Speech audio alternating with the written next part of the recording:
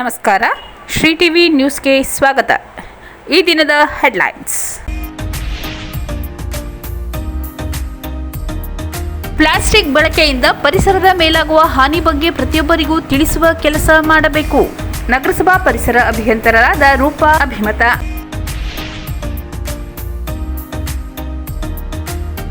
ನಗರದಲ್ಲಿ ಗುಂಪುಗಳ ನಡುವೆ ಗಲಾಟೆ, ಬಿಗಿ ಪೊಲೀಸ್ ಬಂದೋಬಸ್ತ್.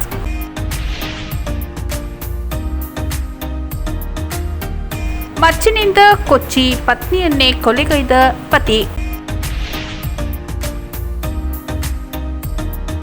ಆರ್ಸಿಬಿ ಗೆಲುವಿಗಾಗಿ ಅಭಿಮಾನಿಗಳಿಂದ ವಿಶೇಷ ಪೂಜೆ. ಬಾಲಕಾರ್ಮಿಕ ಪದ್ಧತಿ ನಿಷೇಧ ಮಾಡುವ ಮೂಲಕ ದೇಶದ ಪ್ರಗತಿಗೆ ಮುಂದಾಗಬೇಕು. ಸುರೇಶ್ ಎನ್ ಋಗ್ವೇದಿ.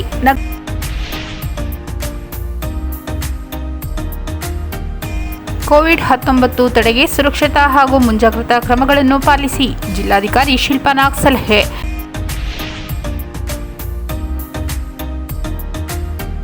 ಸಾರ್ವಜನಿಕ ಆರೋಗ್ಯ ಸುರಕ್ಷತೆಗೆ ಮುನ್ನೆಚ್ಚರಿಕೆ ಕ್ರಮ ಕೈಗೊಳ್ಳಲು ಜಿಲ್ಲಾಧಿಕಾರಿ ಶಿಲ್ಪಾ ನಾಗ್ ಸೂಚನೆ. ಬಾಲಕಾರ್ಮಿಕರ ತಪಾಸಣಾ ಕಾರ್ಯಾಚರಣೆ ಚುರುಕುಗೊಳಿಸಿ. ಜಿಲ್ಲಾಧಿಕಾರಿ ಶಿಲ್ಪಾ ನಾಗ್. ಕುಡಿಯುವ ನೀರಿನ ಓವರ್ ಹೆಡ್ ಟ್ಯಾಂಕ್ ನಿರ್ಮಾಣಕ್ಕಾಗಿ ಪ್ರತಿಭಟನೆ.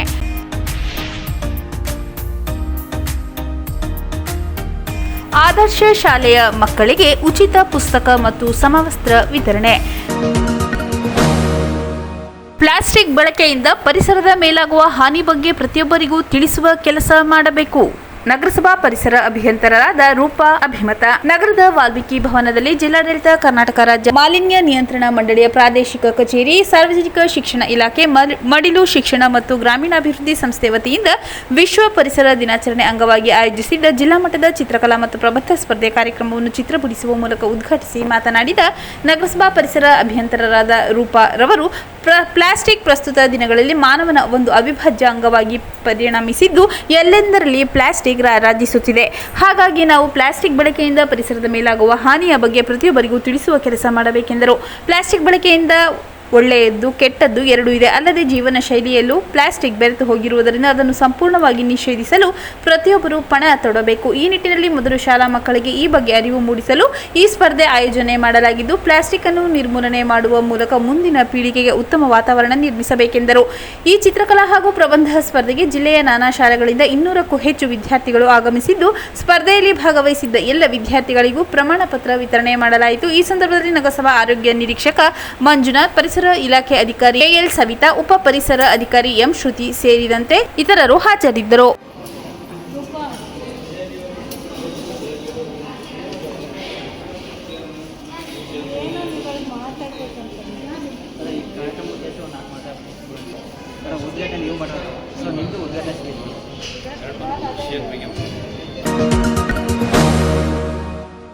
ನಗರದಲ್ಲಿ ಗುಂಪುಗಳ ನಡುವೆ ಗಲಾಟೆ, ಬಿಗಿ ಪೊಲೀಸ್ ಬಂದೋಬಸ್ತ್.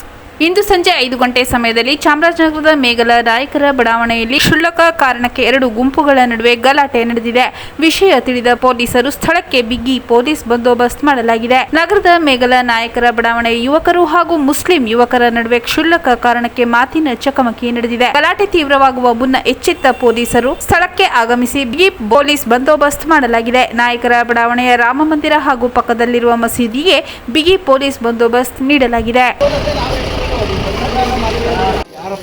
ಹೋಗಿ ಬಂದು ಬೀದಿನಲ್ಲಿ ಆಮೇಲೆ ಗಾಡಿನ ಫಾಸ್ಟ್ ಹೋಗ್ತಾರೆ. ಚಿಕ್ಕ ಮಕ್ಕಳಿದ್ದಾರೆ, ಆಟ ಆಡ್ತಿದ್ದಾರೆ. ಹೆಣ್ಮಕ್ಳುಗಳು ಓಡಾಡ್ತಿದ್ದಾರೆ. ಸಿಗರೇಟ್ ಸೇರ್ಕೊಂಡು ಬಿಟ್ಟು ನಮ್ಮ ಮಗಂದೇ ಆಟೋ ಅವನ್ನೇ ಕಳಿಸ್ತೀನಿ. ಆಟೋದೊಳಗಡೆ ಕುತ್ಕೊಂಡು ಮಚ್ಚಿನಿಂದ ಕೊಚ್ಚಿ ಪತ್ನಿಯನ್ನೇ ಕೊಲೆಗೈದ ಪತಿ. ಪಟ್ಟಣ ಪೊಲೀಸ್ ಠಾಣೆಗೆ ತನ್ನ ವಿರುದ್ಧ ದೂರು ನೀಡಲು ಬರುತ್ತಿದ್ದ ಪತ್ನಿಯನ್ನು ಗಂಡ ಮಚ್ಚಿನಿಂದ ಕೊಚ್ಚಿ ಕೊಲೆ ಮಾಡಿ ಪರಾರಿಯಾಗಿರುವ ಘಟನೆ ಇಂದು ಚಾಮರಾಜನಗರದಲ್ಲಿ ನಡೆದಿದೆ. ಚಾಮರಾಜನಗರದ ಸೋಮವಾರಪೇಟೆ ಗಿರೀಶ್ ತನ್ನ ಪತ್ನಿ ವಿದ್ಯಾಳನ್ನು ಕೊಲೆ ಮಾಡಿದ್ದಾನೆ. 6 ತಿಂಗಳ ಹಿಂದೆ ಗಂಡ ಹೆಂಡತಿಯ ನಡುವೆ ಕಲಹ ಉಂಟಾಗಿದ್ದು ಠಾಣೆಯ ಮೆಟ್ಟಿಲೇರಿ ವಿದ್ಯಾಳನ್ನು ಸಾಂತ್ವನ ಕೇಂದ್ರದಲ್ಲಿ ಇರಿಸಲಾಗಿತ್ತು. ಇಂದು ಗಂಡನ ಕುಟುಂಬದ ವಿರುದ್ಧ ಠಾಣೆಗೆ ದೂರು ನೀಡಲು ಬರುತ್ತಿದ್ದ ಪತ್ನಿಯನ್ನು ಪತಿ ಮಚ್ಚಿನಿಂದ ಕೊಚ್ಚಿ ಕೊಲೆ ಮಾಡಿ ಪರಾರಿಯಾಗಿದ್ದಾನೆ. ಸ್ಥಳಕ್ಕೆ ಪೊಲೀಸರು ಭೇಟಿ ನೀಡಿದ್ದು ಪರಿಶೀಲಿಸಿ ಮುಂದಿನ ಕ್ರಮ ಕೈಗೊಂಡಿದ್ದಾರೆ. ಸಿಮ್ಸ್ ಆಸ್ಪತ್ರೆಯಲ್ಲಿ ಮೃತದೇಹವನ್ನು ಮರಣೋತ್ತರ ಪರೀಕ್ಷೆಗೆ ತರಲಾಗಿದೆ. ಆರ್ಸಿಬಿ ಗೆಲುವಿಗಾಗಿ ಅಭಿಮಾನಿಗಳಿಂದ ವಿಶೇಷ ಪೂಜೆ. ಆರ್ಸಿಬಿ ಮತ್ತು ಪಂಜಾಬ್ ಕಿಂಗ್ಸ್ ನಡುವಿನ ಹೈ ವೋಲ್ಟೇಜ್ ಫೈನಲ್ ಪಂದ್ಯದ ಹಿನ್ನೆಲೆಯಲ್ಲಿ ಅಭಿಮಾನಿಗಳಿಂದ ಜಿಲ್ಲೆಯ ಮಲೆ ಮಹದೇಶ್ವರ ಬೆಟ್ಟ ಹಾಗೂ ನಗರದ ಹರಳಕೋಟೆ ಜನಾರ್ದನ ಸ್ವಾಮಿ ದೇವಸ್ಥಾನದಲ್ಲಿ ವಿಶೇಷ ಪೂಜೆ ನಡೆಯಿತು. ಹನೂರು ತಾಲೂಕಿನ ಮಲೆ ಮಹದೇಶ್ವರ ಬೆಟ್ಟದ ಮಾದಪ್ಪನ ಸನ್ನಿಧಿಯಲ್ಲಿ ಅಭಿಮಾನಿಗಳು ಶಿವಾಷ್ಟೋತ್ತರ ಬಿಲ್ವಾರ್ಚನೆ ಮಾಡಿಸುವ ಮೂಲಕ ಗೆಲುವಿಗೆ ಪ್ರಾರ್ಥಿಸಿದರು. ಅಲ್ಲದೆ ಚಾಮರಾಜನಗರದ ಸಮೀಪದಲ್ಲಿರುವ ಪುರಾಣ ಪ್ರಸಿದ್ಧ ಹರಳಕೋಟೆಯ ಜನಾರ್ದನ ಸ್ವಾಮಿ ದೇವಸ್ಥಾನದಲ್ಲಿ ಆರ್ಸಿಬಿ ಆಟಗಾರರ ಹೆಸರಿನಲ್ಲಿ ವಿಶೇಷ ಅರ್ಚನೆ ಸಂಕಲ್ಪ ಪೂಜೆ ಮಾಡಿಸಲಾಯಿತು. ಅರ್ಚಕ ಆನಂದ್ ಪ್ರಸಾದ್ ವಿಶೇಷ ಪೂಜೆ ನೆರವೇರಿಸಿದರು. ಈ ವೇಳೆ ಜನಾರ್ದನ ಸ್ವಾಮಿಯ ಬಲಭಾಗದಿಂದ ಹೂವಿನ ಪ್ರಸಾದ ದೊರೆಯಿತು. ಈ ಹಿಂದೆಯೂ ಕೂಡ ಭಾರತದ ತಂಡದ ಗೆಲುವಿಗಾಗಿ ಜನಾರ್ದನ ಸ್ವಾಮಿ ಹೂವಿನ ಪ್ರಸಾದ ನೀಡಿತ್ತು. ಆಗ ಭಾರತ ತಂಡ ಐಸಿಸಿ ಚಾಂಪಿಯನ್ಸ್ ಟ್ರೋಫಿ ಗೆದ್ದಿತ್ತು. ಈ ಬಾರಿ ದೇವರು ಪ್ರಸಾದ ನೀಡಿದ್ದು ಆರ್ಸಿಬಿ ಗೆಲುವಿನ ನಿರೀಕ್ಷೆಯಲ್ಲಿ ಅಭಿಮಾನಿಗಳಿದ್ದಾರೆ. ಈ ಸಂದರ್ಭದಲ್ಲಿ ಅಭಿಮಾನಿಗಳಾದ ತೇಜು, ಮಲ್ಲೇಶ್, ಚರಣ್ ಇತರರು ಹಾಜರಿದ್ದರು. ಬಾಲಕಾರ್ಮಿಕ ಪದ್ಧತಿ ನಿಷೇಧ ಮಾಡುವ ಮೂಲಕ ದೇಶದ ಪ್ರಗತಿಗೆ ಮುಂದಾಗಬೇಕು. ಸುರೇಶ್ ಎನ್ ಋಗ್ವೇದಿ. ನಗರದ ಡಾಕ್ಟರ್ BR ಅಂಬೇಡ್ಕರ್ ಭವನದಲ್ಲಿ ಜಿಲ್ಲಾಡಳಿತ ಕಾರ್ಮಿಕ ಇಲಾಖೆ ಬಾಲಕಾರ್ಮಿಕ ಯೋಜನಾ ಸೊಸೈಟಿ ಸಹಯೋಗದಲ್ಲಿ ವಿಶ್ವ ಬಾಲಕಾರ್ಮಿಕ ಪದ್ಧತಿ ವಿರೋಧಿ ದಿನಾಚರಣೆ ಅಂಗವಾಗಿ ಜಿಲ್ಲೆಯ ಪ್ರೌಢಶಾಲಾ ವಿದ್ಯಾರ್ಥಿಗಳಿಗೆ ಚಿತ್ರಕಲಾ ಸ್ಪರ್ಧೆ ಹಾಗೂ ಕಾಲೇಜು ವಿದ್ಯಾರ್ಥಿಗಳಿಗೆ ಪ್ರಬಂಧ ಸ್ಪರ್ಧೆ ಏರ್ಪಡಿಸಲಾಗಿತ್ತು. ಸ್ಪರ್ಧೆ ಉದ್ಘಾಟಿಸಿ ಮಾತನಾಡಿದ ಉಪನ್ಯಾಸಕ ಸುರೇಶ್ ಎನ್ ಋಗ್ವೇದಿ ಅವರು ಜೂನ್ 12ರಂದು ವಿಶ್ವ ಬಾಲ ಕಾರ್ಮಿಕ ಪದ್ಧತಿ ವಿರೋಧಿ ದಿನ ಆಚರಣೆ ಸಂಬಂಧ ಜನರಲ್ಲಿ ಜಾಗೃತಿ ಮೂಡಿಸಲು ಪ್ರಬಂಧ ಸ್ಪರ್ಧೆ ಆಯೋಜಿಸಲಾಗಿದೆ. ದೇಶದ ಸಮಸ್ಯೆಯಾಗಿರುವ ಬಾಲಕಾರ್ಮಿಕ ಪದ್ಧತಿ ನಿಷೇಧ ಮಾಡುವ ಮೂಲಕ ದೇಶದ ಪ್ರಗತಿಗೆ ಮುಂದಾಗಬೇಕೆಂದರು. ಮಕ್ಕಳ ವಿದ್ಯಾಭ್ಯಾಸದ ಸಂದರ್ಭದಲ್ಲಿ ಅನೇಕ ಸಮಸ್ಯೆ ಬರುತ್ತದೆ. ಬಡತನದಿಂದಾಗಿ ವಿದ್ಯಾರ್ಥಿಗಳು ಶಾಲಾ ಕಾಲೇಜು ಬಿಡುತ್ತಾರೆ. ಹೆಣ್ಣು ಮಕ್ಕಳು ಹಾಗೂ ಪೋಷಕರಲ್ಲಿರುವ ಭಯ ಕೂಡ ಉನ್ನತ ಶಿಕ್ಷಣದಿಂದ ವಂಚಿತರಾಗಲು ಕಾರಣವಾಗಿದೆ ಎಂದು ತಿಳಿಸಿದರು. ಭಾರತ ಜಗತ್ತಿನಲ್ಲಿಯೇ ಹೆಚ್ಚು ಯುವ ಸಮೂಹವನ್ನು ಹೊಂದಿರುವ ದೇಶ. ಇಲ್ಲಿ 51% ಯುವ ಜನಾಂಗವಿದೆ. ಬಾಲಕಾರ್ಮಿಕ ಪದ್ಧತಿಯನ್ನು ಸಂಪೂರ್ಣವಾಗಿ ನಿಷೇಧ ಮಾಡುವ ನಿಟ್ಟಿನಲ್ಲಿ ಪ್ರತಿಯೊಬ್ಬರ ಸಹಕಾರ ಅಗತ್ಯ ಎಂದರು. ಮಕ್ಕಳ ವಿಶೇಷ ಪೊಲೀಸ್ ಘಟಕದ ಪ್ರಸನ್ನ ಮೂರ್ತಿ ಮಾತನಾಡಿ, ಪೊಲೀಸ್ ಇಲಾಖೆ ವತಿಯಿಂದ ಶಾಲಾ ಕಾಲೇಜುಗಳಲ್ಲಿ ಆಪ್ತಗೆಳತಿ ದೂರು ಪೆಟ್ಟಿಗೆ ಇಡಲಾಗಿದ್ದು ಮಕ್ಕಳು ತಮ್ಮ ಸಮಸ್ಯೆಗಳನ್ನು ಬರೆದು ದೂರು ಪೆಟ್ಟಿಗೆಯಲ್ಲಿ ಹಾಕಬೇಕು. ಆಗ ಸಂಬಂಧಪಟ್ಟ ಪೊಲೀಸರು ಆ ಸಮಸ್ಯೆ ಬಗೆಹರಿಸುತ್ತಾರೆ ಎಂದರು. ಈ ಸಂದರ್ಭದಲ್ಲಿ ಜಿಲ್ಲೆಯ ವಿವಿಧೆಡೆಗಳಿಂದ ಆಗಮಿಸಿದ್ದ ಶಾಲಾ ಕಾಲೇಜು ವಿದ್ಯಾರ್ಥಿಗಳು ಪ್ರಬಂಧ ಸ್ಪರ್ಧೆ ಹಾಗೂ ಚಿತ್ರಕಲೆ ಸ್ಪರ್ಧೆಯಲ್ಲಿ ಭಾಗವಹಿಸಿದರು. ಈ ಸಂದರ್ಭದಲ್ಲಿ ಹಿರಿಯ ಕಾರ್ಮಿಕ ನಿರ್ದೇಶಕ ಪ್ರಸಾದ್, ಜಿಲ್ಲಾ ಬಾಲಕಾರ್ಮಿಕ ಯೋಜನಾ ಸೊಸೈಟಿ ಯೋಜನಾ ನಿರ್ದೇಶಕ ಮಹೇಶ್, ಕಟ್ಟಡ ಕಾರ್ಮಿಕ ಕಲ್ಯಾಣ ಮಂಡಳಿ ರಾಜೇಶ್ ಸೇರಿದಂತೆ ಇತರರು ಹಾಜರಿದ್ದರು. ಕೋವಿಡ್-19 ತಡೆಗೆ ಸುರಕ್ಷತಾ ಹಾಗೂ ಮುಂಜಾಗ್ರತಾ ಕ್ರಮಗಳನ್ನು ಪಾಲಿಸಿ ಜಿಲ್ಲಾಧಿಕಾರಿ ಶಿಲ್ಪಾ ನಾಗ್ ಸಲಹೆ.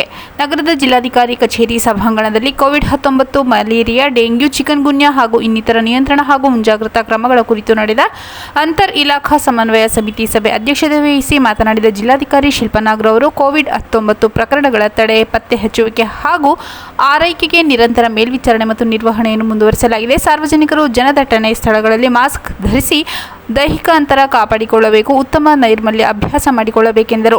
ಬೆಂಬಲ ಪರೀಕ್ಷೆ ಮತ್ತು ಕಣ್ಗಾವಲಿರಬೇಕು. ರ್ಯಾಂಡಮ್ ಮಾದರಿಗಳ ಪರೀಕ್ಷೆಗೆ ಸಹಕರಿಸಬೇಕು. ಯಾವುದೇ ಹೊಸ ರೂಪಾಂತರಗಳ ಅಥವಾ ಸಂಭಾವ್ಯ ಉಲ್ಬಣ ಪ್ರಕರಣಗಳನ್ನು ಪತ್ತೆ ಹಚ್ಚಲು ಮತ್ತು ನಿಯಂತ್ರಿಸಲು ಸಾರ್ವಜನಿಕರ ನಿರಂತರ ಸಹಕಾರ ಅತ್ಯಗತ್ಯ. ಸಾರ್ವಜನಿಕರ ಆರೋಗ್ಯವೇ ನಮ್ಮ ಆದ್ಯತೆಯಾಗಿರುತ್ತದೆ ಎಂದು ಜಿಲ್ಲಾಧಿಕಾರಿಗಳು ತಿಳಿಸಿದರು. ಕೋವಿಡ್ ಬಗ್ಗೆ ಆತಂಕ ಬೇಡ, ಆದರೆ ಜಾಗರೂಕರಾಗಿರಬೇಕು. ಅಧಿಕೃತ ಮೂಲಗಳ ಮಾಹಿತಿ ಪಡೆಯಬೇಕು. ಪರಿಶೀಲಿಸದ ಹೊರತು ಯಾವುದೇ ಮಾಹಿತಿ ಪರಿಗಣಿಸಬಾರದು. ಆರೋಗ್ಯ ಸಿಬ್ಬಂದಿಯೊಂದಿಗೆ ಮಾಹಿತಿ ಹಂಚಿಕೊಳ್ಳಿ. ಜವಾಬ್ದಾರಿಯುತ ನಡವಳಿಕೆಯನ್ನು ಅಭ್ಯಾಸ ಮಾಡಿಕೊಳ್ಳಬೇಕು. ರೋಗ ಲಕ್ಷಣ ಕಂಡು ಬಂದಲ್ಲಿ ಕೂಡಲೇ ವರದಿ ಮಾಡಬೇಕೆಂದು ಹೇಳಿದರು. ವಿದ್ಯಾರ್ಥಿಗಳ ಹಿತದೃಷ್ಟಿಯಿಂದ ಶಾಲಾ ಶಿಕ್ಷಣ ಇಲಾಖೆ ಹೊರಡಿಸಿರುವ ಸುತ್ತೋಲೆ ಪ್ರಕಾರ ಎಲ್ಲ ಸರ್ಕಾರಿ ಅನುದಾನಿತ, ಅನುದಾನ ರಹಿತ ಶಾಲೆಗಳಲ್ಲಿ ಮುಂಜಾಗ್ರತಾ ಕ್ರಮ ತೆಗೆದುಕೊಳ್ಳಬೇಕು. ಶಾಲಾ ಮಕ್ಕಳಲ್ಲಿ ಜ್ವರ, ಕೆಮ್ಮು, ನೆಗಡಿ ಹಾಗೂ ಇತರ ಲಕ್ಷಣಗಳು ಕಂಡುಬಂದಲ್ಲಿ ಮಕ್ಕಳನ್ನು ಶಾಲೆಗೆ ಕಳುಹಿಸದೆ ವೈದ್ಯರ ಸಲಹೆಯಂತೆ ಚಿಕಿತ್ಸೆ ಹಾಗೂ ಆರೈಕೆ ಕ್ರಮ ಪಾಲಿಸಬೇಕು. ಸದರಿ ಈ ಲಕ್ಷಣ ಗುಣಮುಖವಾದ ನಂತರವೇ ಮಕ್ಕಳನ್ನು ಶಾಲೆಗೆ ಕಳುಹಿಸಬೇಕು. ಶಾಲಾ ಶಿಕ್ಷಕರು, ಬೋಧಕೇತರ ಸಿಬ್ಬಂದಿಯಲ್ಲಿಯೂ ಜ್ವರ, ಕೆಮ್ಮು, ನೆಗಡಿ ಅಥವಾ ಇತರ ಲಕ್ಷಣಗಳು ಕಂಡುಬಂದಲ್ಲಿ ಅಗತ್ಯ ಮುಂಜಾಗ್ರತಾ ಕ್ರಮ ವಹಿಸಬೇಕೆಂದು ಜಿಲ್ಲಾಧಿಕಾರಿಗಳು ತಿಳಿಸಿದರು. ವಿವಿಧ ಇಲಾಖೆಗಳಿಂದ ನಿರ್ವಹಣೆಯಾಗುವ ಹಾಸ್ಟೆಲ್, ಆಶ್ರಮ ಶಾಲೆಗಳಲ್ಲೂ ವಿದ್ಯಾರ್ಥಿಗಳ ಆರೋಗ್ಯದ ಬಗ್ಗೆ ಎಚ್ಚರ ವಹಿಸಿ ಜಾಗೃತಿ ಮೂಡಿಸಬೇಕು ಎಂದರು. ಈ ವೇಳೆ ಕೋವಿಡ್ ಮುಂಜಾಗ್ರತಾ ಕ್ರಮ ಹಾಗೂ ಆರೋಗ್ಯ ಇಲಾಖೆ ಕೋವಿಡ್ ನಿಯಂತ್ರಣ ಆರೈಕೆ ಸಂಬಂಧ ಮಾಡಿಕೊಂಡಿರುವ ಸಿದ್ಧತೆಗಳ ಬಗ್ಗೆ ಜಿಲ್ಲಾಧಿಕಾರಿಗಳು ಪರಾಮರ್ಶೆ ನಡೆಸಿದರು. ಹಿರಿಯ ಸಿವಿಲ್ ನ್ಯಾಯಾಧೀಶರು ಹಾಗೂ ಜಿಲ್ಲಾ ಕಾನೂನು ಸೇವೆಗಳ ಪ್ರಾಧಿಕಾರದ ಸದಸ್ಯ ಕಾರ್ಯದರ್ಶಿ ಈಶ್ವರ್, ಜಿಲ್ಲಾ panchayat CEO Monaroth, SP doctor BT Kavitha, ಆರೋಗ್ಯ ಮತ್ತು ಕುಟುಂಬ ಕಲ್ಯಾಣಾಧಿಕಾರಿ ಡಾಕ್ಟರ್ ಎಸ್ ಚಿದಂಬರ, ಶಾಲಾ ಶಿಕ್ಷಣ ಇಲಾಖೆ ಉಪನಿರ್ದೇಶಕ ರಾಮಚಂದ್ರ ರಾಜಯ್ಯರಸ್, ಆರೋಗ್ಯ ಇಲಾಖೆ ಜಿಲ್ಲಾ ಮಟ್ಟದ ಅಧಿಕಾರಿಗಳು ಹಾಗೂ ಇನ್ನಿತರ ಇಲಾಖೆಗಳ ಜಿಲ್ಲಾ ಹಾಗೂ ತಾಲೂಕು ಮಟ್ಟದ ಅಧಿಕಾರಿಗಳು ಸಭೆಯಲ್ಲಿ ಉಪಸ್ಥಿತರಿದ್ದರು. ಸಾರ್ವಜನಿಕ ಆರೋಗ್ಯ ಸುರಕ್ಷತೆಗೆ ಮುನ್ನೆಚ್ಚರಿಕೆ ಕ್ರಮ ಕೈಗೊಳ್ಳಲು ಜಿಲ್ಲಾಧಿಕಾರಿ ಶಿಲ್ಪನಾಗ್ ಸೂಚನೆ.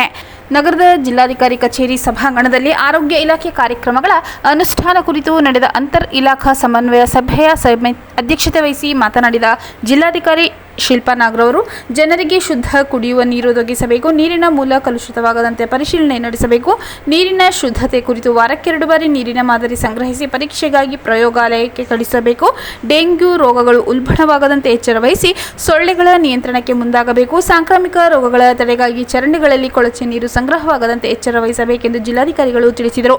ಜಿಲ್ಲೆಯಲ್ಲಿ ನಾಯಿ ಕಡಿತ, ಹಾವು ಕಡಿತಕ್ಕೊಳಗಾದವರಿಗೆ ನೀಡುವ ಔಷಧಿಗಳ ದಾಸ್ತಾನಿಟ್ಟುಕೊಳ್ಳಬೇಕು. ನಾಯಿ ಕಡಿತ ಹಾಗೂ ಹಾವು ಕಡಿತ ಪ್ರಕರಣಗಳಲ್ಲಿ ತ್ವರಿತವಾಗಿ ಆಸ್ಪತ್ರೆಗೆ ಬಂದು ಚಿಕಿತ್ಸೆ ಪಡೆಯುವ ಬಗ್ಗೆ ಜಾಗೃತಿ ಮೂಡಿಸಬೇಕು. ಬೀದಿ ಬದಿಯಲ್ಲಿ ಮಕ್ಕಳನ್ನು ಬಿಟ್ಟು ಕೂಲಿ ಕೆಲಸ ಮಾಡುವ ವಲಸೆ ಕಾರ್ಮಿಕರ ಮಕ್ಕಳನ್ನು ತಾತ್ಕಾಲಿಕವಾಗಿ ಹತ್ತಿರದ ಅಂಗನವಾಡಿಗಳಲ್ಲಿ ಬಿಡುವ ವ್ಯವಸ್ಥೆ ಮಾಡಬೇಕು. ಮಲೇರಿಯಾ, ತಂಬಾಕು ನಿಯಂತ್ರಣ ಮತ್ತು ತಾಯಿ ಶಿಶು ಮರಣ ಸಂಭವಿಸದಂತೆ ವಹಿಸಬೇಕಿರುವ ಮುನ್ನೆಚ್ಚರಿಕೆ ಹಾಗೂ ಇತರ ಆರೋಗ್ಯ ಕಾರ್ಯಕ್ರಮಗಳನ್ನು ಜಿಲ್ಲಾಧಿಕಾರಿಗಳು ವಿವರವಾಗಿ ಪರಿಶೀಲಿಸಿ ಅಗತ್ಯ ಸೂಚನೆ ನೀಡಿದರು. ಹಿರಿಯ ಸಿವಿಲ್ ನ್ಯಾಯಾಧೀಶರು ಹಾಗೂ ಜಿಲ್ಲಾ ಕಾನೂನು ಸೇವೆಗಳ ಪ್ರಾಧಿಕಾರದ ಸದಸ್ಯ ಕಾರ್ಯದರ್ಶಿ ಈಶ್ವರ್, ಜಿಲ್ಲಾ ಪಂಚಾಯತ್ ಮುಖ್ಯ ಕಾರ್ಯನಿರ್ವಾಹಕ ಅಧಿಕಾರಿ ಮೋನಾರೋತ್, ಜಿಲ್ಲಾ ಪೊಲೀಸ್ ವರಿಷ್ಠಾಧಿಕಾರಿ ಡಾಕ್ಟರ್ ಬಿಟಿ ಕವಿತಾ, ಜಿಲ್ಲಾ ಆರೋಗ್ಯ ಮತ್ತು ಕುಟುಂಬ ಕಲ್ಯಾಣ ಅಧಿಕಾರಿ ಡಾಕ್ಟರ್ ಎಸ್ ಚಿದಂಬರ, ಆರೋಗ್ಯ ಇಲಾಖಾ ಅಧಿಕಾರಿಗಳು, ತಾಲೂಕು ಆರೋಗ್ಯ ಅಧಿಕಾರಿಗಳು ಹಾಗೂ ಇತರ ಇಲಾಖೆಗಳ ಜಿಲ್ಲಾ ಮಟ್ಟದ ಅಧಿಕಾರಿಗಳು ಸಭೆಯಲ್ಲಿ ಉಪಸ್ಥಿತರಿದ್ದರು.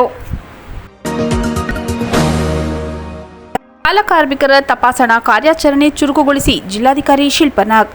ನಗರದ ಜಿಲ್ಲಾಧಿಕಾರಿ ಕಚೇರಿ ಸಭಾಂಗಣದಲ್ಲಿ ಬಾಲಕಾರ್ಮಿಕ ರಕ್ಷಣೆ, ಪುನರ್ವಸತಿ, ಬಾಲಕಾರ್ಮಿಕ ಹಾಗೂ ಕಿಶೋರ ಕಾರ್ಮಿಕ ನಿಷೇಧ ನಿಯಂತ್ರಣ ಕಾಯ್ದೆ ಕುರಿತು ಜಿಲ್ಲಾ ಮಟ್ಟದ ಕಾರ್ಯಪಡೆಯ ಸಮಿತಿ ಅಧ್ಯಕ್ಷತೆ ವಹಿಸಿ ಮಾತನಾಡಿದ ಜಿಲ್ಲಾಧಿಕಾರಿ ಶಿಲ್ಪನಾಗ್ ರವರು, ಬಾಲ್ಯಾವಸ್ಥೆ ಹಾಗೂ ಕಿಶೋರಾವಸ್ಥೆ ಕಾರ್ಮಿಕರ ತಪಾಸಣೆಯನ್ನು ನಗರ ಹಾಗೂ ಗ್ರಾಮೀಣ ಪ್ರದೇಶದಲ್ಲಿ ಚುರುಕುಗೊಳಿಸಬೇಕು. ಬಾಲಕಾರ್ಮಿಕರು ಕಂಡುಬಂದಲ್ಲಿ ಸಂಬಂಧಪಟ್ಟ ಅಂಗಡಿ, ಉದ್ದಿಮೆ ಸಂಸ್ಥೆಗಳ ಮಾಲೀಕರ ವಿರುದ್ಧ ನಿರ್ದಾಕ್ಷಿಣ್ಯ ಕ್ರಮ ವಹಿಸುವುದರ ಜೊತೆಗೆ ಅಂಗಡಿ, ಉದ್ಯಮ ಪರವಾನಗಿ ರದ್ದು ಮಾಡುವ ಕಠಿಣ ಕ್ರಮಗಳಿಗೂ ಅಧಿಕಾರಿಗಳು ಮುಂದಾಗಬೇಕೆಂದು ಜಿಲ್ಲಾಧಿಕಾರಿಗಳು ತಿಳಿಸಿದರು.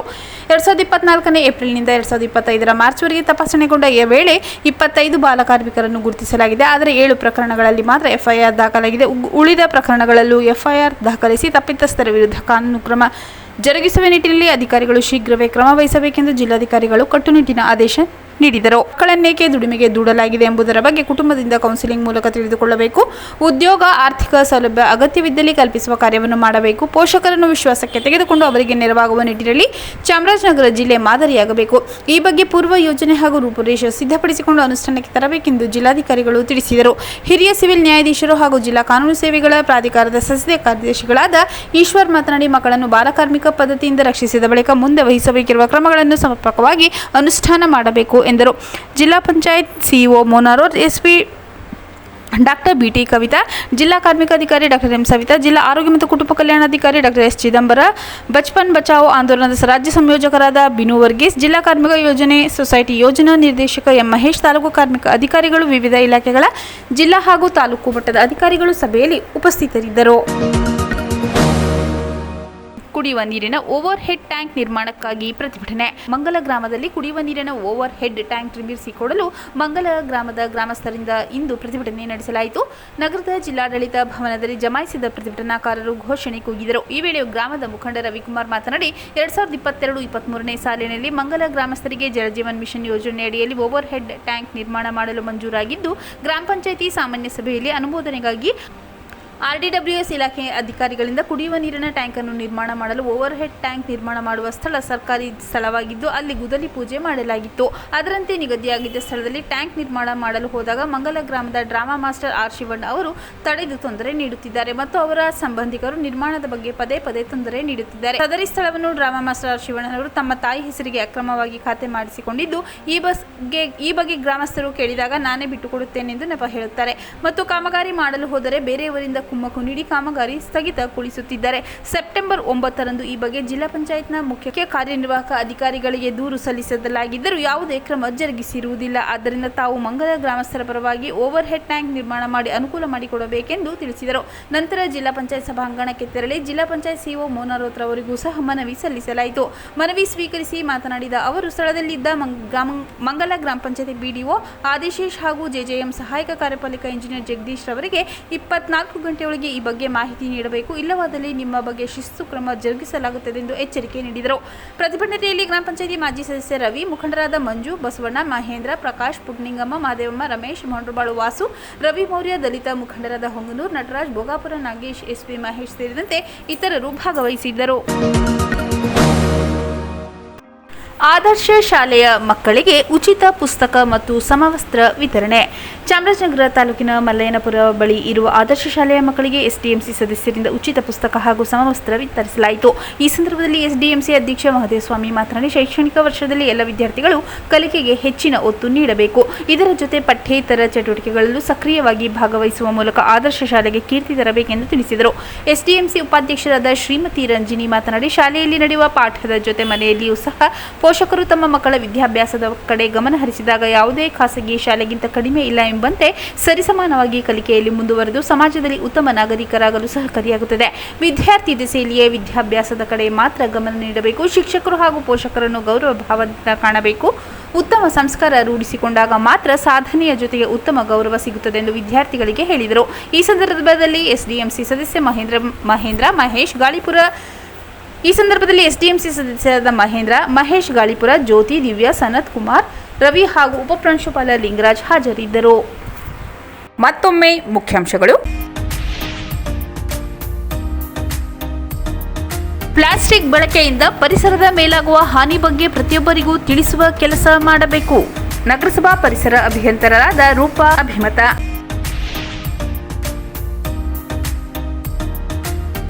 ನಗರದಲ್ಲಿ ಗುಂಪುಗಳ ನಡುವೆ ಗಲಾಟೆ, ಬಿಗಿ ಪೊಲೀಸ್ ಬಂದೋಬಸ್ತ್.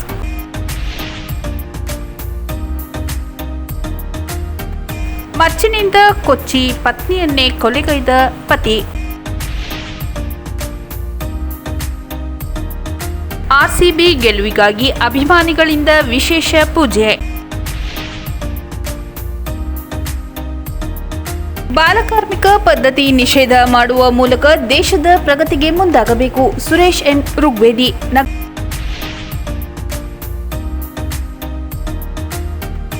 ಕೋವಿಡ್-19 ತಡೆಗೆ ಸುರಕ್ಷತಾ ಹಾಗೂ ಮುಂಜಾಗ್ರತಾ ಕ್ರಮಗಳನ್ನು ಪಾಲಿಸಿ, ಜಿಲ್ಲಾಧಿಕಾರಿ ಶಿಲ್ಪಾ ನಾಗ್ ಸಲಹೆ.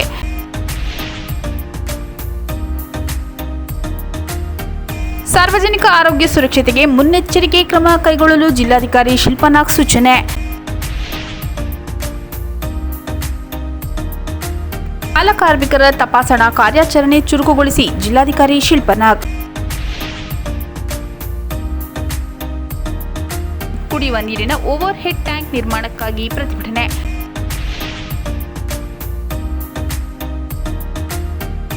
ಆದರ್ಶ ಶಾಲೆಯ ಮಕ್ಕಳಿಗೆ ಉಚಿತ ಪುಸ್ತಕ ಮತ್ತು ಸಮವಸ್ತ್ರ ವಿತರಣೆ.